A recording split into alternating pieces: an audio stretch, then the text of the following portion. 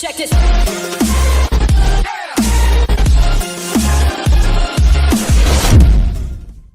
Hello, this is Socially Triggered, and this video is going to be a response video to Kat Blaque's What is Privilege? And if you watch her video, it's actually quite interesting because she talks about how she grew up in a middle-class family and had a lot of privilege growing up, and how even despite having privilege, that she worked hard to get the successes that she has in her life. And she's very successful. I mean, there's no doubt about it in my mind that she's a very successful transgendered woman. She has built a pretty major YouTube channel. She has a Wikipedia page, so she's very successful. So the first part of her video I'm going to play now, and you'll see up till about 1 minute into her video, it's pretty reasonable, and a lot of it I would agree with, and then it degrades. I'll play the two transitions. So here's the first part of her video.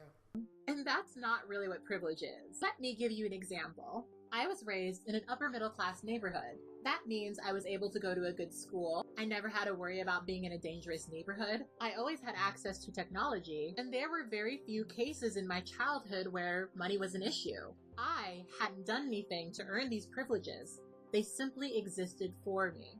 See, each of us is born into a world that has history, and that history means that there are certain people that will have less obstacles than others. Being raised upper middle class means that it was very easy for me to, for example, pursue an education. Education that has made it easier for me to create the videos that I create. Someone who is of less means has to overcome poverty to gain access to good education and technology. That doesn't mean that I didn't have to work hard for the things that I have. I absolutely did. So you'll see that there's a transition here where she goes from saying that she has privilege to saying, well, no, she didn't have privilege because she was black and trans and all these wonderful things. But I also recognize that these things were more accessible to me. All of these things aside, my life has been far from easy. I've had to struggle a lot harder than a lot of people that I know. But really, I don't see that. Actually, if you look at her channel, it is successful because she is a black woman and because she is trans. She created a whole following based on that. So if anything, those things that she cites as being a disadvantage and as hurdles to her were actually advantages. They actually helped her become the successful person that she is today. And despite that, we shouldn't, every person has advantages and disadvantages. As humans, we should focus on what makes us great and overcome the things that make us weak. Privilege is not a bad thing. And I don't know why there's all this victimhood narrative that's being pushed. And Kat is pushing it despite her success. She doesn't have to push us. She's done well. She should be an example of how anyone can be successful. But she doesn't want to accept the privileges that she has. And we're demonizing the wrong things. We demonize privilege as if it's a bad thing, but really it's a good thing. My goal in life, and this should be everybody's goal in life, is to be as successful as I can. I want to build as much privilege for myself as possible. I want to work hard. I want to get a good education. I want to make as much money as I can by doing good work for other people. And I want to use all of that to privilege my children. I want to teach them well. I want to give them a happy home. And I want to make sure that I put money aside so that when they go to university, they don't have to worry about coming up with the cost of that university. And I want to advantage my children because I don't want it to be a level playing field. I want my children to have an advantage over other children. And as a good parent, that's what everyone should want. We don't live in a communist state. We're not all equal. We all have advantages and disadvantages. As a good parent or as a good person, you should focus on what your advantages are, and use those advantages to your maximum. I always like the story in the Bible, and I'm not a religious person, but I like this one story of the talents. The story goes, a master is going on a long travel. Before he leaves, he meets with his servants, and he entrusts them with some of his property.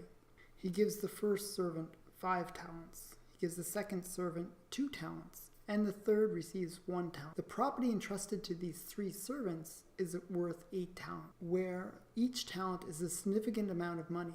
Upon returning, after the long absence, the master asks the 3 servants for an account of the talents he entrusted to them. The first and second servants explain that they each put their talents to work and have doubled the value of the property with which they were entrusted. Each servant is rewarded. They are told, "Well done, good and faithful servant. You have been faithful over a little. I will set you over much. Enter into the joy of your master." Okay, that's the English translation of what he says. The third servant goes through a conundrum when he gets this talent. He's scared of losing it, so he decides to bury it. And the master tells him, when he turns this 1 talent, because he hadn't done anything with it, he just kept it. So the servant says to the master, "Sir, I knew that you were a hard man, harvesting where you not sow, and gathering where you did not scatter seed. So I was afraid. I went and hid your talent in the ground. See, you have what is yours." But his master answered, "Evil and lazy servant, you knew that I harvest where I did not sow, and gathered where I didn't scatter. Yet then you should have deposited my money with the bankers. On my return I would have received money back with interest. Therefore take the talent from him and give it to the one who has 10. For he who has the will to be given more, and he will have more than enough. But the one that does not have, even when he has the will taken from him, throw that worthless slave into utter darkness, where there will be weeping and gnashing of teeth." So basically, this last servant hid his talent, didn't do anything with it, and returned it at the end of the day, but he didn't do anything. He didn't try to make it grow. And he was punished for that. Because that's the worst type of sin, where you're given something, a talent, a skill, or whatever, and you make no use of it. So the goal is to give our children as many talents as they can, and to harness those talents to make them as successful as possible. We want to embrace our talents. This whole mindset of privilege being a bad thing, and that races get different privileges, is horrible. Horrible. Just as, I hate the concept of white privilege. It is the most stupid thing you can ever say, because what does it say? It says that white people have advantage just to be white. That if they're born white, all of a sudden they're privileged. Well, that's not true. And it's not true for major reasons. One, everybody has hardships. Even white people have hardships. Black people have hardships, but they also have advantages too.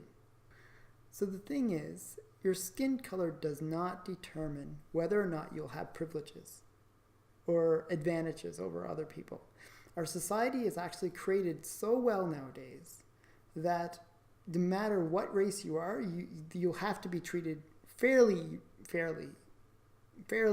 equally, I should say. Even though I'm actually against equality, because I just don't think it's a reasonable way to think of things.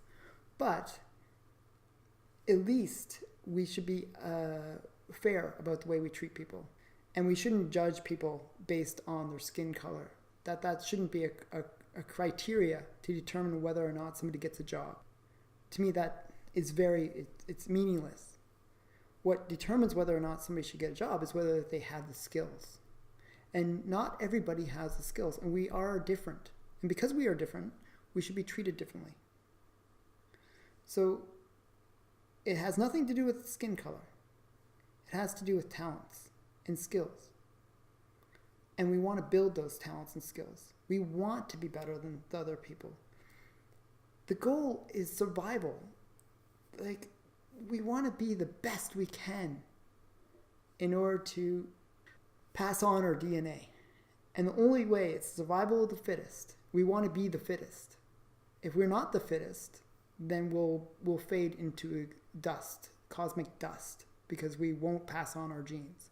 And the only way to pass on our genes is to outperform anyone else, to be the fittest, to be the strongest, to be the fastest, to be the smartest, to be whatever it takes to get us to that next phase of evolution where we just pass on those genes.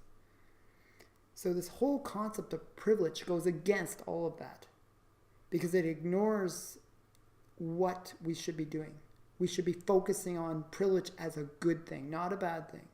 It's something that we should praise. Wow, that person is so privileged because they earned it. They built it. People don't just get privilege as if it's some evil, twisted thing. No, they built it. They earned it. They worked for it. And they use their talents, their natural talents and abilities to build that privilege. Because anyone could take their privilege or talents and just bury it. And that's the fear that I have when I hear this stupidity of using the word privilege. That people are going to say, well, I'm not privileged and therefore I'll bury the talents that I do have. And that's why we have to work against this kind of stupidity, utter stupidity, because privilege is not something we should waste. It's something that we should embrace and take every advantage to use. So this has been Socially Triggered. I hope that you're as triggered as I am, and please like, comment, and subscribe, and all that wonderful stuff, and see you in the next video.